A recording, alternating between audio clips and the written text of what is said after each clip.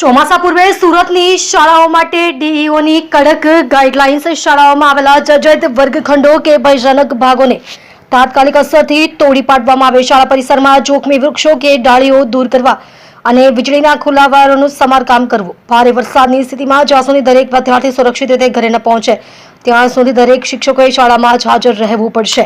મચ્છરજન્ય રોગચાળો ન ફેલાય તે માટે નિયમિત સફાઈ અને ડ્રેનેજ લાઇનની ચકાસણી કરવી. સુરક્ષા બાબતે કોઈ પણ પ્રકારની બેદરકારી હશે તો આચાર્ય કે સંચાલક સામે શિસ્તભંગના પગલાં લેવામાં આવશે. રાજ્ય સરકારના પ્રાથમિક શિક્ષણ નિયામક શ્રીની કચેરી દ્વારા એક સર્ક્યુલર બહાર પાડવામાં આવ્યો છે, જેની અંદર વિદ્યાર્થીઓની સેફટીને ધ્યાનમાં રાખી ચોમાસા પહેલા કેવી કેવી તકેદારી રાખવી જોઈએ તે માટેની સૂચનો કરવામાં આવ્યા છે.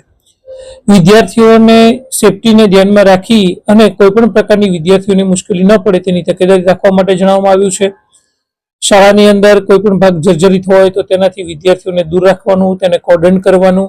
આ ઉપરાંત કોઈ પણ વૃક્ષો છે તો તેની ડાળીઓ નમેલી હોય તો તેને કપાવવા માટેની પણ કાર્યવાહી કરવા માટેનું જણાવવામાં આવ્યું છે. મેદાનની અંદર રહેલા બોર હોય કે વોટર હાર્વેસ્ટિંગની ટાંકી હોય જેનાથી વિદ્યાર્થીઓને તકેદારી રાખવા માટેની સૂચના આપવી, તેને દૂર રાખવા. ઇલેક્ટ્રિકનું વાયરિંગ જે છે જેથી કરીને કોઈ પણ શોર્ટ સર્કિટ ન થાય અથવા તો એમસીબી સ્વિચની પણ એ બાબતની ચોકસાઈપૂર્વક ચકાસણી કરી લેવી જેથી કરીને કોઈ પણ વિદ્યાર્થીઓની ઇલેક્ટ્રિક બાબતે પણ કોઈ તકલીફ ન પડે.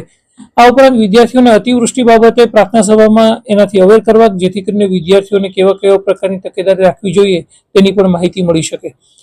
શાળાના શિક્ષકોને હેડક્વાર્ટર ન છોડવા માટેની પણ સૂચનાઓ આપવામાં આવી છે.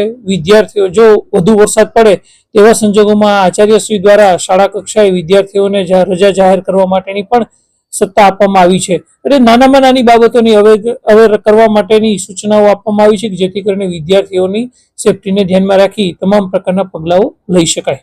જી સર, અત્યાર સુધી કોઈ એવી તમારા દ્વારા સર્વે કરવામાં આવ્યું છે કે જે વર્ગખંડ હોય કે શાળાઓ જર્જરિત હોય?